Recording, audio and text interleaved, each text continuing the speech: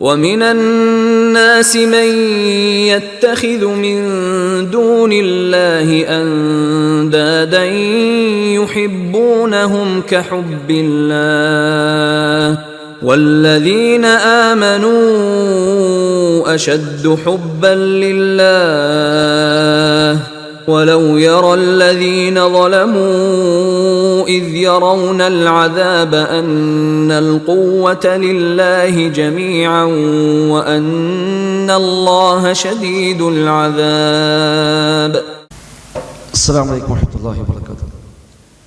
بسم الله الحمد لله اللهم صل على محمد وعلى آل محمد كما صليت على إبراهيم وعلى آل إبراهيم إنك حميد مجيد. اللهم بارك على محمد وعلى آل محمد كما باركت على إبراهيم وعلى آل إبراهيم إنك حميد مجيد. أما بعد فإن خير الكلام كلام الله وخير السنن سنن محمد صلى الله عليه وسلم وشر الأمور محدثاتها وكل محدثة بدعة وكل بدعة ضلالة وكل ضلالة في النار. ബഹുമാന്യരായ അൽ മുബീൻ തഫ്സീർ പഠന സംരംഭത്തിലെ പഠിതാക്കളെ, വിശുദ്ധ ഖുർആൻ 2-ാം അധ്യായം സൂറത്തുൽ ബഖറയിലെ 165-ാമത്തെ ആയത്തിൻ്റെ ആദ്യ ഭാഗമാണ് കഴിഞ്ഞ ക്ലാസ്സിൽ നമ്മൾ പഠിച്ചത്.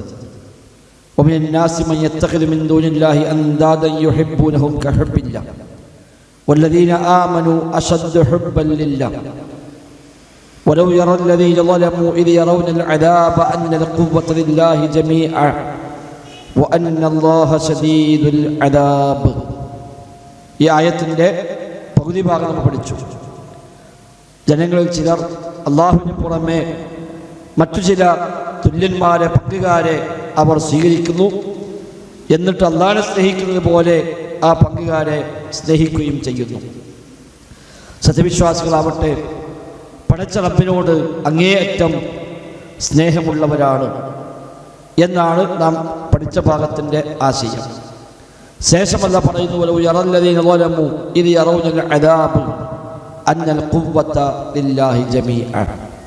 ഈ അക്രമികളായ ആളുകളെങ്ങാനും ആ ശിക്ഷ, നരകശിക്ഷ നിൽക്കുന്നവരെ കാണുന്ന ആ രംഗം കാണുകയാണെങ്കിൽ അന്നവർക്ക് ബോധ്യമാകും എല്ലാ കഴിവുകളും പടച്ചറപ്പിനാകുന്നു എന്ന് അവർക്ക് ബോധ്യമാകും. അല്ലാഹു തആല കഠിനമായി ശിക്ഷിക്കുന്നവനാണ് എന്നും അവർക്കവിടെ ബോധ്യപ്പെടും എന്നാണ് ഈ ഭാഗത്ത് അല്ലാഹു തആല പരിചയപ്പെടുത്തുന്നത്. ഒരുപാട് പാഠങ്ങൾ ഉള്ള ഒരു വചനമാണ് ഈ പറയുന്ന ഒരു ഭാഗം.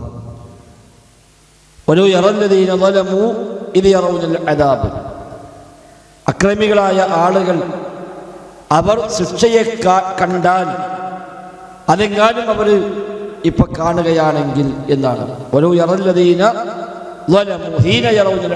എന്നർത്ഥം. ഇവിടെ ശൈഖ് ഇബ്നു ഉസൈമീൻ റഹ്മത്തുള്ളാഹി പറയുന്നു, ഇവിടെ ഇത് എന്നത് ഇദാ എന്ന മഅനയിലാണ്. അഥവാ ഇത് എന്ന വാക്ക് ഇദാ എന്ന അർത്ഥത്തിൽ ഉപയോഗിക്കും. അതിൽപ്പെട്ട ഉപയോഗമാണ് ഇവിടെ. അപ്പൊ ഇത് യറൗന ഐ ഇദാ യറൗന എന്നർത്ഥം. അവർ ശിക്ഷയെ അവർ കണ്ടാൽ അതെങ്ങാനും ആ രംഗമെങ്ങാനും അവർ കാണുകയാണെങ്കിൽ അപ്പോൾ അവർക്ക് ബോധ്യമാകും. എന്ത് ബോധ്യമാകും? അന്നൽ ഖുവ്വത ലില്ലാഹി ജമീഅൻ. സമാനമായി ഖുർആനിൽ പല സ്ഥലത്തും ഇദാ എന്ന അർത്ഥത്തിൽ ഇത് എന്ന് ഉപയോഗിച്ചിട്ടുണ്ട്. ഉദാഹരണം കൂടി എടുത്തു കൊടുക്കുന്നു. സൂറത്തുൽ ഗാഫിറിലെ 71-ാമത്തെ വചനം, ഇതിൽ അഗ്ലാലു ഫീ ഐനാഖിഹിം. അവിടെ ഇത് ഇദാ എന്ന അർത്ഥത്തിലാണ് എന്നാണ്. ഇനി ഇവിടെ മുലാരിയാണ്. ഇത് യറൗന എന്നത് മുലാരിയാണ്. അപ്പൊ അവിടെ മുലാരിയായി ഉപയോഗിച്ചു. കാരണം എന്നിട്ടും അവിടെ ഇത് എന്ന് പറയുകയും ചെയ്തു. അവിടെ എന്തായാലും സംഭവിക്കും എന്ന ആശയത്തിലാണ് ഇവിടെ അത് പ്രയോഗിച്ചത് എന്നാണ് ശൈഖ് റഹിമഹുല്ലാഹ് ഇവിടെ പറയുന്നത്. ഉറപ്പുള്ള കാര്യമായതുകൊണ്ട്, നടക്കുമെന്ന് ബോധ്യമുള്ളത് കൊണ്ടാണ് അത്തരമൊരു പ്രയോഗം ഇവിടെ പ്രയോഗിച്ചിരിക്കുന്നത് എന്നാണ്. അപ്പൊ ആ ശിക്ഷയെ അവർ നേർക്കുനേരെ കാണുന്ന ഒരു രംഗമുണ്ട്. ആ സമയം ഇവിടെ മറ്റൊരു ചർച്ചയും കൊണ്ടുവന്നത് ഇത് യറൗന എന്നിടത്ത് ഇത് യുറൗന എന്നും ഒരു ഖിറാഅത്തുണ്ട്. രണ്ട് ഖിറാഅത്തുണ്ട്. ഇത് യറൗന, മറ്റൊരു ഇത് യുറൗന. ഇത് യറൗന എന്നായി കഴിഞ്ഞാൽ റഅ യറ എന്നതിന്റെ ബഹുവചനമാണ് യറൗന. യുറൗന എന്നാകുമ്പോൾ അറ യുരി മുബാഇയാണ്. അറ യുരി അതിന്റെ ബഹുവചനമായിരിക്കും യുറൗന എന്നുള്ളത്. അപ്പൊ ഇത് യറൗന അവർ കാണുന്ന സന്ദർഭം, അവർ കണ്ടാൽ. ഇത് യുറൗന അവർക്ക് കാണിച്ചു കൊടുക്കുന്ന സന്ദർഭം. ആശയമെല്ലാം ഒന്ന് തന്നെയാണ്. അദാബിനെ അവർ കാണുമ്പോൾ, അല്ലെങ്കിൽ അദാബ് അവർക്ക് കാണിച്ചു കൊടുക്കുമ്പോൾ എന്നാകും ആ ഖിറാഅത്ത് പ്രകാരം ഉണ്ടാവുക. ആ സമയത്ത് അവർക്ക് ബോധ്യമാകും. എന്ത് ബോധ്യമാകും? അന്നൽ ഖുവ്വത ലില്ലാഹി ജമീഅ. അന്നൽ ഖുവ്വ, തീർച്ചയായും ഖുവ്വത്ത്, ശക്തി എന്നത് ലില്ലാഹി, അല്ലാഹുവിനാകുന്നു. ജമീഅ, എല്ലാം അല്ലാഹുവിനാകുന്നു. അഥവാ ലറഅയ്ത അംറൻ അളീമൻ അന്നൽ ഖുവ്വത ലില്ലാഹ്. അന്ന് ബോധ്യപ്പെടും ഒരു വമ്പിച്ച ഒരു യാഥാർത്ഥ്യം, എല്ലാ കഴിവും അല്ലാഹുവിനാകുന്നു.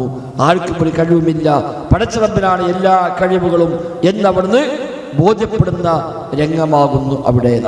അല്ലാഹുക്ക് ഖാസാണ്. ഇവിടെ ലില്ലാഹി എന്ന് പറഞ്ഞ ലാമ് അത് തഖ്സീസിന്റെ ലാമാണ് എന്നാണ്. അല്ലാഹു ഹുനാ ബിമഅന അൽ ഇഖ്തിസാസ്. ലില്ലാഹി എന്ന ലാം ലി, ആ ലി എന്നത് ബിമഅന അൽ ഇഖ്തിസാസ്, ഇഖ്തിസാസിന്റെ മഅനയാണ്. അഥവാ അല്ലാഹുവിനെ ഖാസാണ്. അന്നദി യഖ്തസ്സു ബിൽ ഖുവ്വത്തിൽ കാമിലത്തി മിൻ ജമീഇൽ വുജൂഹി ഹുവല്ലാഹ്.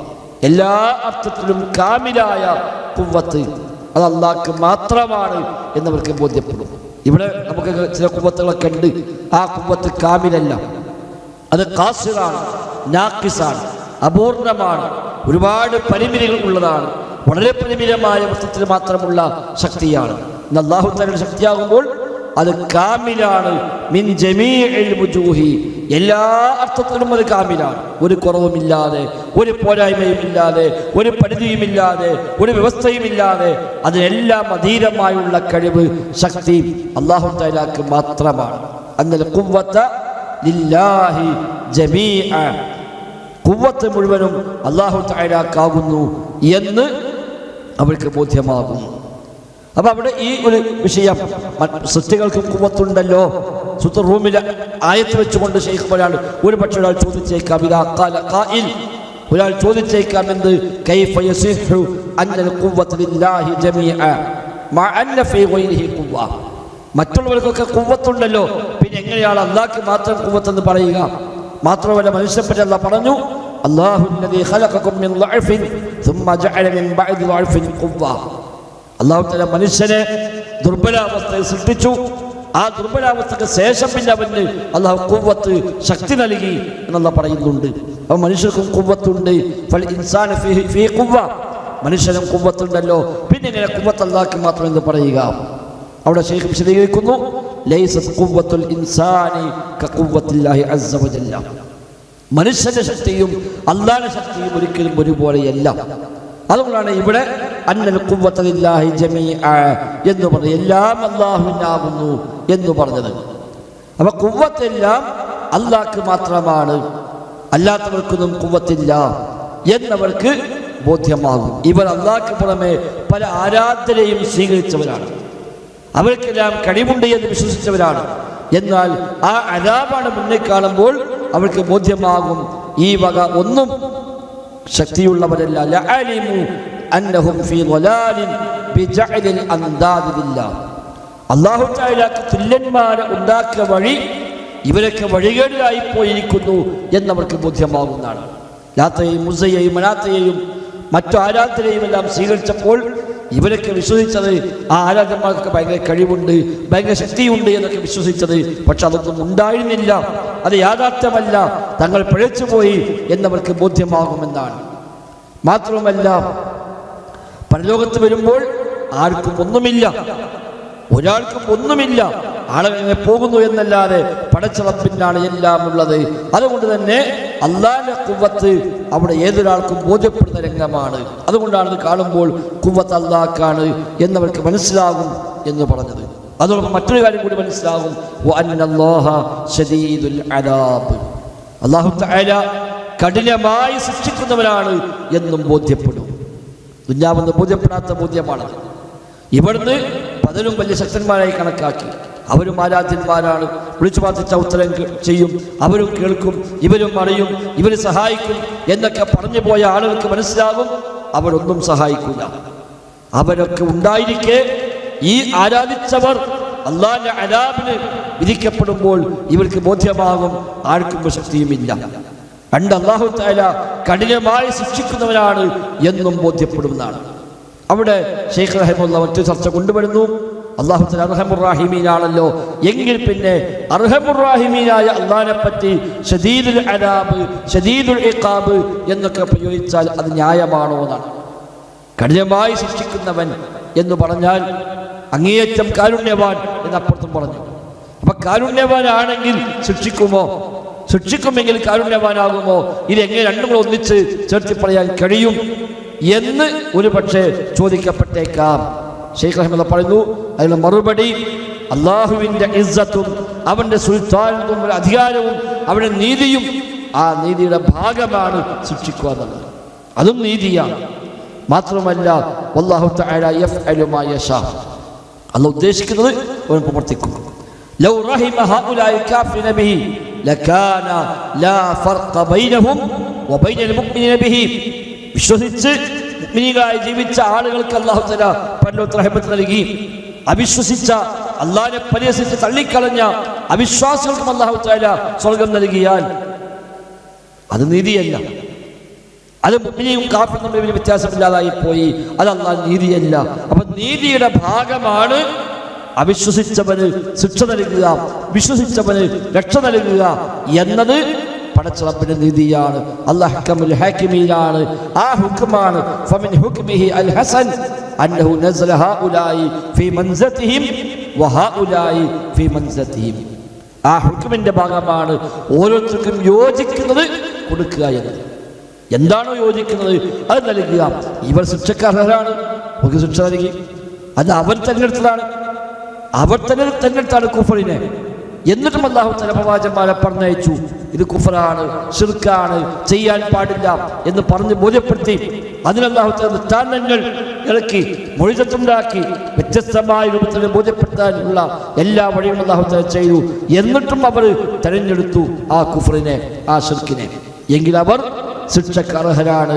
ആ അർഹമായി നൽകുക എന്നത് അതിലാണ്, നീതിയാണ്.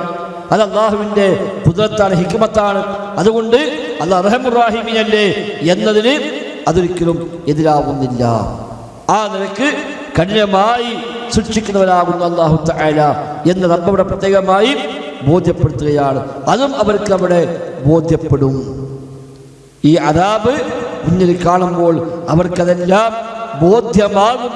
കുഞ്ഞാമെന്ന് പറഞ്ഞ പോലെയല്ല, ഇവർ വിചാരിച്ച പോലെയല്ല എന്ന് ബോധ്യപ്പെടുകയും പടച്ച റബ്ബിന് മാത്രമേ ഖുവ്വത്തുള്ളൂ, അവൻ്റെ ഖുവ്വത്താണ് കാമിലായ പരിപൂർണമായ ഖുവ്വത്ത്, അവനെ ശിക്ഷിക്കും പോലെ ശിക്ഷിക്കുന്നവനില്ല എന്നും തങ്ങളൊക്കെ വഴികേടിലായിപ്പോയി എന്ന് ബോധ്യമാകുമെന്നാണ് റബ്ബ് സുബ്ഹാനഹു വ തആല ഇവിടെ ഓർമ്മപ്പെടുത്തുന്നത്.